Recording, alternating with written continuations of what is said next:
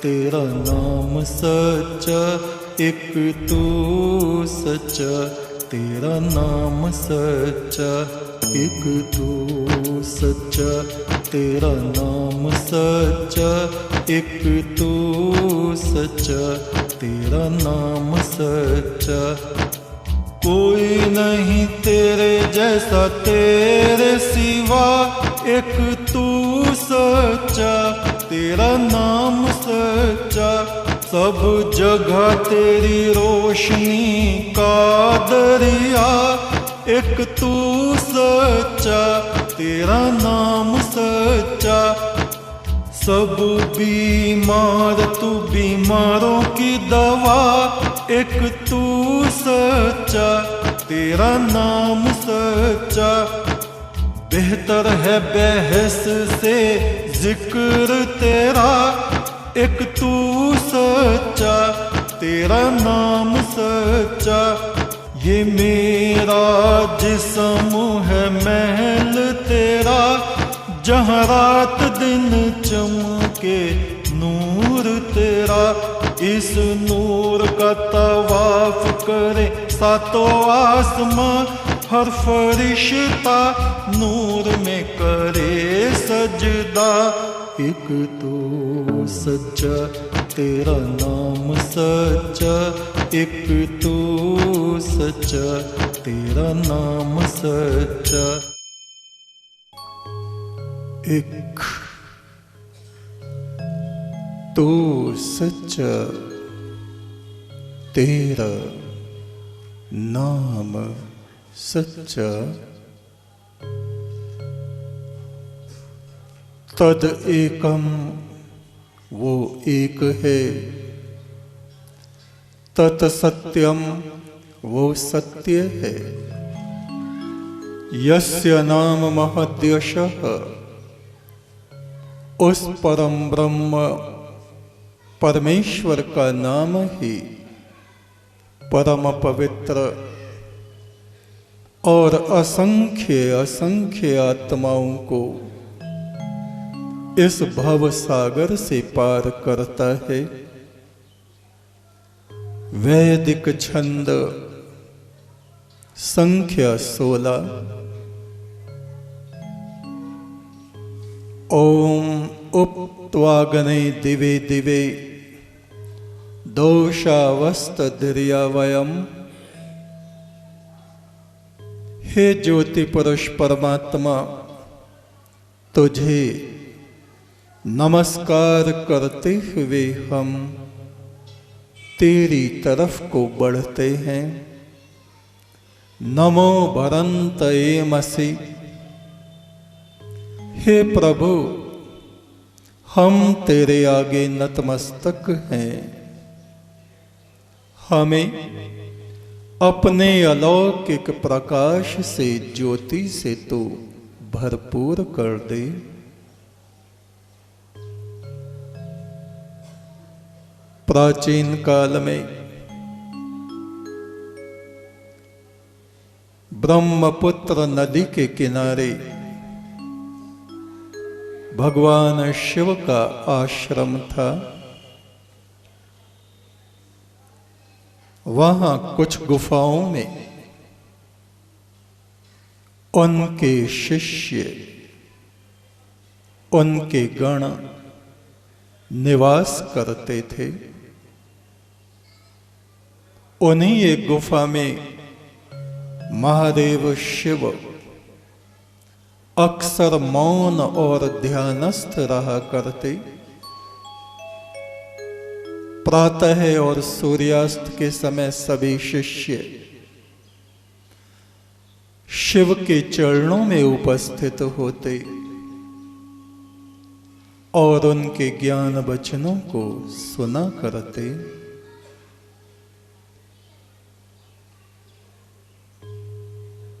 उन्हीं में एक था नखत गण, जो नक्षत्रों की भाषा को, नक्षत्रों की गति को जानता था। साथ ही उसके हृदय में क्रोध और अभिमान भी भरा रहता। बहुत छोटी छोटी बातों पर वो नाराज हो जाता, गुस्सा करता। कोई उसको कुछ कह देता तो उससे बदला लेने का विचार करने लगता। स्वयं उसका हृदय अशांत रहता और दूसरों को भी वो अशांत किए रहता। शिव इन सब बातों को जानते थे। कोई उत्सव था, शुभ नक्षत्र था। उस उत्सव काल में शिव के मुख्य गण नंदी शिव के उन सभी शिष्यों को लेकर ब्रह्मपुत्र नदी में स्नान करने के लिए गए। दूसरे गणों ने उस नखत गण से पूछा, तुम क्यों नहीं चलते?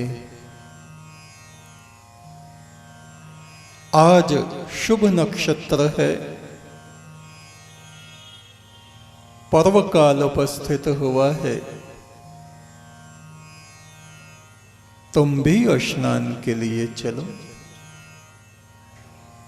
वह क्रोधित हुआ बैठा था।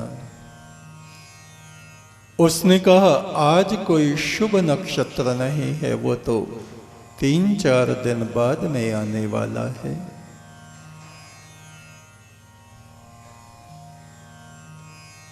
दूसरों ने कहा, नहीं, वो नक्षत्र आज ही है, पर्व काल आज ही है। सब इस बात को जानते हैं। क्या तुम असत्य बोल रहे हो? बोले, नहीं, तुमको जाना हो तो जाओ, मुझको इस नक्षत्र में स्नान नहीं करना। वे सब गण प्रातः काल में स्नान करने के पश्चात भगवान शिव की गुफा में पहुंचे। उनके चरणों में प्रणाम करके एक तरफ बैठ गए। शिव ने उन सब की तरफ दृष्टि डाली, कहा, नंदी, वो नखत गण दिखाई नहीं देता? क्या वो अस्वस्थ है? नंदी सब जानते थे। कहा, प्रभु, वह शरीर से स्वस्थ है, किंतु मन से सदा ही अस्वस्थ बना रहता है। उसकी सीधी या उल्टी बात जैसी भी हो, उसको यदि सब मान ले तो वो प्रसन्न रहता है। यदि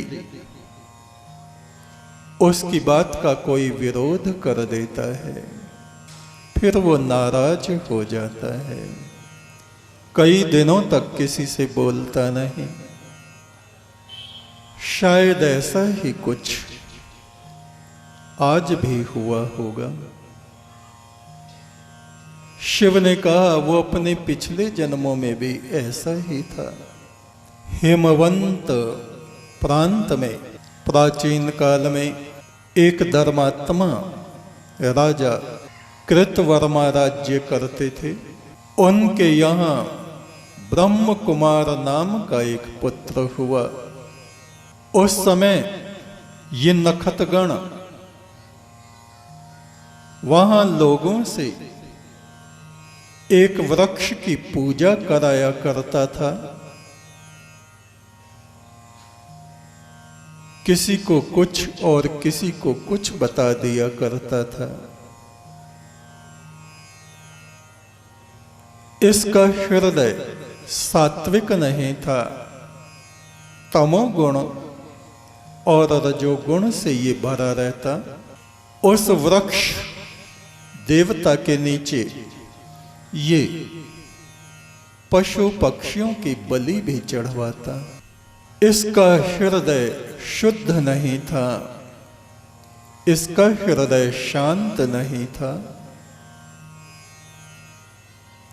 राजा कृतवर्मा का पुत्र जब कुछ बड़ा हुआ, युवावस्था में गया, तो उसने अपने राज्य में ये सब उल्टे कृत्य देखे कि लोग परम ब्रह्म की आराधना को त्याग कर वृक्ष, पत्थर, पानी, आग, सूर्य, चंद्रमा और नक्षत्रों की पूजा में पड़े रहते हैं। वह युवराज ब्रह्म कुमार एक दिन उस वृक्ष के नीचे गया और वहां सारा कृत्य उसने देखा।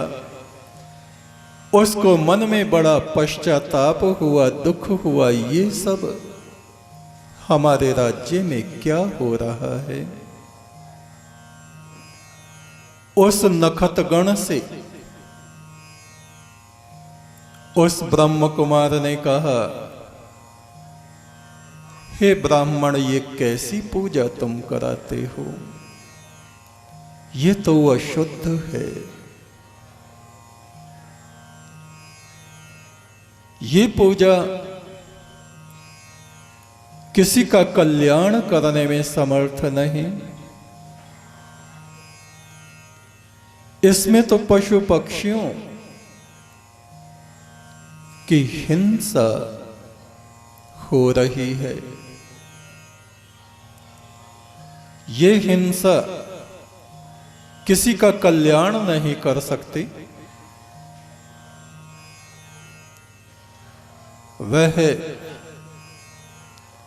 नखत ब्राह्मण उससे नाराज हो गया और सोचने लगा, कब इससे बदला लूं। ब्रह्म कुमार जब राजा बना तब वह दोबारा उस वृक्ष के निकट आया और उसने उस नखत ब्राह्मण से कहा, मैंने एक मनौती मानी थी। क्या? कि जो जो इस वृक्ष को बलि चढ़ाते हैं, मैं उन सब की बलि चढ़ा दूंगा जब मैं राजा बन जाऊंगा। तो हो सकता है इस वृक्ष देवता के कारण मैं राजा बना।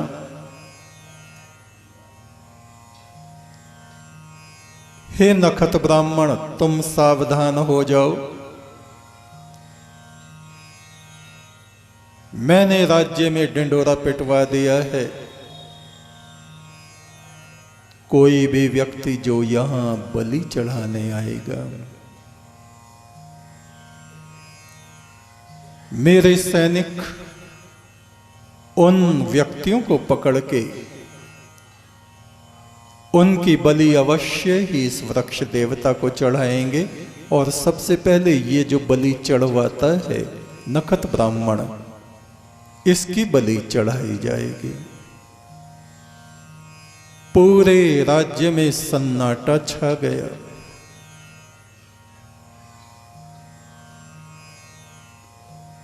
इस बात से वो नखत ब्राह्मण और भी ज्यादा कुपित हो गया। राजा बने हुए उस ब्रह्म कुमार से बदला लेने का विचार करने लगा। पड़ोस में ही दूसरा राज्य था, अंधक राज्य, जिसके राजा का नाम अंधक था। वह ब्राह्मण उस राज्य में चला गया और उसने अंधक राजा को ब्रह्म कुमार के विरुद्ध भड़काया। उसने कहा, महाराज, ये जो हिमवंत का राज्य है, ये सहज में ही आपके हाथ में आ सकता है यदि आप थोड़ा सा प्रयास करें। वहां का राजा ब्रह्म कुमार अपने को बड़ा धर्मात्मा समझता है। चोरों को भी पकड़ के लाया जाता है तो उनको भी ज्ञान उपदेश करके धन आदि उनको देके छोड़ देता है। वह अपने को धर्मात्मा समझता है, किंतु वास्तव में वो मूर्ख है। कोई व्यापारी रोता तड़पता उसके पास जाता है कि मुझको व्यापार में हानि हो गई, तो उसको भी वो बिना सोचे समझे बहुत सा धन द्रव्य दे देता है। मेरी बात का विश्वास ना हो तो अपने यहां के चोरों को तुम उसके राज्य में भेजो, तुम्हें पता चल जाएगा। उस राजा अंधक ने परीक्षा करने के लिए चोरों का एक जत्था भेजा। उन्होंने हिमवंत राज्य में चोरी चकारी भी की और पकड़े भी गए। राजा के सामने उनको ले जाया गया। राजा ने कहा, तुम लोग सज्जन नागरिक दिखाई पड़ते हो, अच्छे व्यक्ति दिखाई पड़ते हो। किस राज्य के तुम हो और यहां किस लिए चोरी करते हो? उन चोरों ने कहा, हे देव, हम पड़ोस के राज्य के अंधक राज्य के रहने वाले हैं। हम लोग दरिद्र हैं, इसलिए हम चोरी करते हैं, धन के लिए चोरी करते हैं। राजा ब्रह्म कुमार ने कहा, धन और ऐश्वर्य कोई चोरी से प्राप्त नहीं कर सकता। तुम लोग पुरुषार्थ क्यों नहीं करते? कुछ काम क्यों नहीं करते? व्यापार आदि क्यों नहीं करते? मेहनत मजदूरी क्यों नहीं करते? कहा, प्रभु, हमारे पास धन नहीं, हम निर्धन हैं। राजा ने उनको धन दिलवाया और कहा, ये मैं तुम्हारी मदद कर रहा हूं, और जब तुम सक्षम हो जाओ तो मैं ये नहीं कहता ये धन मुझको लौटा देना, अपने ही राज्य के गरीब नागरिकों की तुम मदद करना। कहा, जाओ, आज से चोरी मत करना। वे चोर अपने राज्य में गए और राजा को सब सूचना दी। नखत ब्राह्मण वहां मौजूद था। वो हिमवंत राज्य से बदला लेना चाहता था। एक तू सच्चा, तेरा नाम सच्चा, संसार के मालिक तेरा नाम सच्चा।